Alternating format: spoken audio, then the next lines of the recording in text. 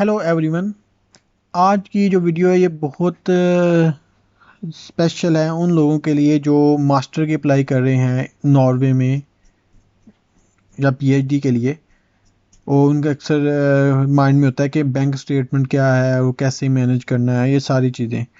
तो ये detail video मैंने बनाई है जो आपको आपके यानी कि हर क्वेश्चन का आपको ऑलमोस्ट आंसर मिल जाएगा इस वीडियो में रिलेटेड टू बैंक स्टेटमेंट।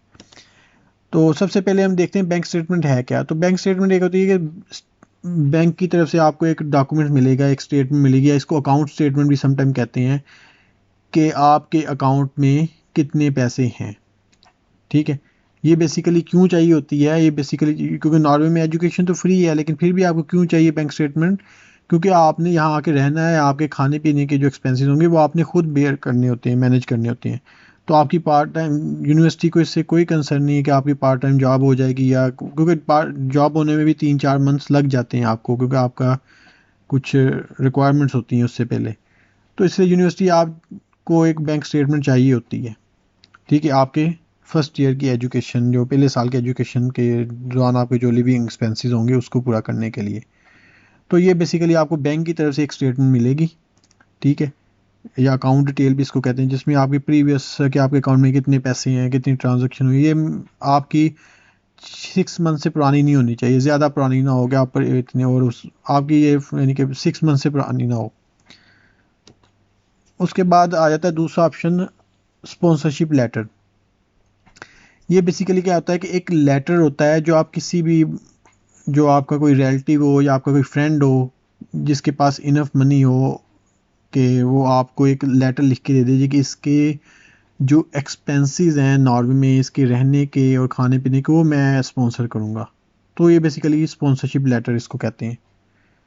ठीक है, और नेक्स्ट ये एक फॉर्मेट मैंने गूगल से देखा था स्पॉन्सरशिप लेटर का। ये सिंपल सा फॉर्मेट है, लेकिन ये ज़रूरी नहीं कि आप यही यूज़ करें, आप गूगल से और भी फॉर्मेट दे सकते हैं। इसमें आपने इस फॉर्मेट का पता चल जाएगा क्या क्या ज़रूरी चीज़ें हैं जो आपने, अगर स्पॉन्सरशिप लेटर किससे लेना है तो वो क्या क्या इन्फॉर्मेशन होनी चाहिए इसमें। ठीक है, अब नेक्स्ट ये आ जाता है कि when need you bank statement या स्पॉन्सरशिप लेटर, क्या आपको कब ज़रूरत होती है। आपको बैंक स्टेटमेंट या स्पॉन्सरशिप इनमें से किसी एक चीज़ की ज़रूरत लाजमी होती है जब आपने एडमिशन के लिए अप्लाई करना है इन नॉर्वे।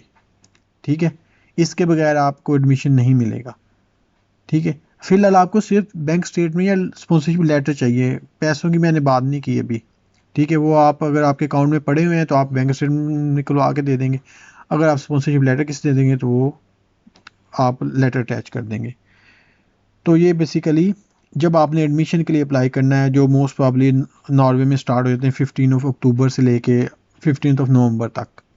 तो एक में मंथ आपको यानी कि एडमिशन का टाइम पीरियड होता है मोस्टली। तो इस जब आपने एडमिशन के लिए अप्लाई करना है तो आपके पास ये स्टेटमेंट हो, और ये आपको ऑलरेडी मेरे ख्याल में मैंने बता दिया कि 6 मंथ से ज़्यादा पुरानी ना हो। नेक्स्ट जो आ जाती है जी, when will you transfer money. आपने बैंक स्टेटमेंट अटैच कर दी थी या स्पॉन्सरशिप लेटर अटैच कर दिया था। अब यूनिवर्सिटी में आपका एडमिशन हो गया, आपने यानी कि मोस्टली आपको रिस्पॉन्स मिल जाता है फरवरी के एंड में या मार्च के मंथ में आपको एडमिशन की कंफर्मेशन मिल जाती है। अगर आपके सारे क्राइटेरिया आपने फुलफ़िल कर लिया, आप मेरिट पे आ गए हैं, तो आपको कंफर्मेशन मिल जाती है। उसके बाद यूनिवर्सिटी आपको टाइम पीरियड देती है, मोस्टली 2 से 3 वीक्स का होता है, कि आप इतने पैसे ट्रांसफ़र करें यूनिवर्सिटी के अकाउंट में। ठीक है, तो ये आपने यूनिवर्सिटी के अकाउंट में ट्रांसफ़र करने होते हैं। मोस्टली ये 1,20,000 से 1,30,000-40,000 के दरमियान अमाउंट होती है। नॉर्वेजियन क्रोन्स की बात कर रहा हूँ, 1,20,000 से 1,40,000 के दरमियान नॉर्वेजियन क्रोन्स। मल्टीप्लाई आप इसको कर सकते हैं 20 से 22, जो पाकिस्तानी करेंसी के अकॉर्डिंग चेंज होती रहती है। तो इतनी अमाउंट आपने यूनिवर्सिटी में ट्रांसफ़र करनी है। तो जब आप ये अमाउंट यूनिवर्सिटी में ट्रांसफ़र कर देंगे तो यूनिवर्सिटी आपको लेटर दे देगी, उसके बाद आप वीज़ा अप्लाई कर देंगे। तो परेशान नहीं होना, ये पैसे आपको वापस मिल जाएंगे। ठीक है, तो नेक्स्ट जो आ जाता है जी, कि आपको when will you get money back, कि आपको पैसे कब वापस मिलेंगे। तो आपने वीज़ा अप्लाई किया, आप नॉर्वे में आ गए। ठीक है, उसके बाद आपको 3 चीज़ों की ज़रूरत होती है। नॉर्वेजियन आईडी कार्ड, ये सेम आईडी कार्ड जैसा हमारा पाकिस्तान में अपना आईडी कार्ड होता है, इस तरह कि आपका नॉर्वेजियन आईडी कार्ड बनेगा।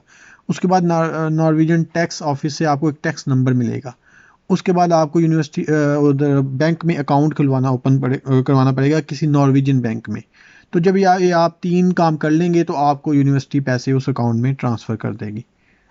नॉर्मली इसमें समटाइम एक मंथ में भी ये काम हो जाता है, 1 मंथ में ये काम हो जाता है आपके सारे काम।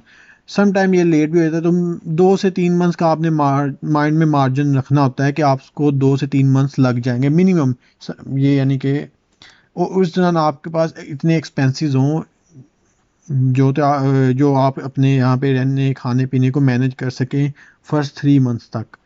मोस्टली हम रिकमेंड करते हैं कि आप 4 से 5 मंथ का अपना मैनेज करके आएँ, क्योंकि आपने रहना भी है। आप अगर स्टूडेंट हैं तो अगर आप एक रूम भी लेते हैं तो मिनिमम भी आपको 5000 तक मिलेगा, वो 5000 क्रोन्स की बात कर रहा हूँ, और कोई 2000 क्रोन्स तक आपका खाने पीने का खर्चा हो जाता है। तो आपका समझ लें 7 to 8000 crowns per month expensive होगा। तो इसलिए ये चीज़ें आपने मैनेज करनी है। तो ये सारी बेसिकली रिक्वायरमेंट है। बैंक स्टेटमेंट होती क्या है, कैसे इसका आपने मैनेज करना होता है, और कब आपने पैसे ट्रांसफ़र करने हैं, कब आपको वापस मिलेंगे। तो ये सारी, अभी आपके माइंड में अगर कोई क्वेश्चन हो बैंक स्टेटमेंट से रिलेटेड तो आप हमें ईमेल कर सकते हैं, ठीक है। और आप हमें हमारे चैनल को सब्सक्राइब करें, और आपको किसी भी स्कॉलरशिप से रिलेटेड इन्फॉर्मेशन चाहिए हो, Sweden, Norway, Qatar, other many other countries, तो आप हमें ईमेल कर सकते हैं, जो हमारी इस ईमेल आईडी पे जो है jminfo2525@gmail.com। So please subscribe our channel. Thank you.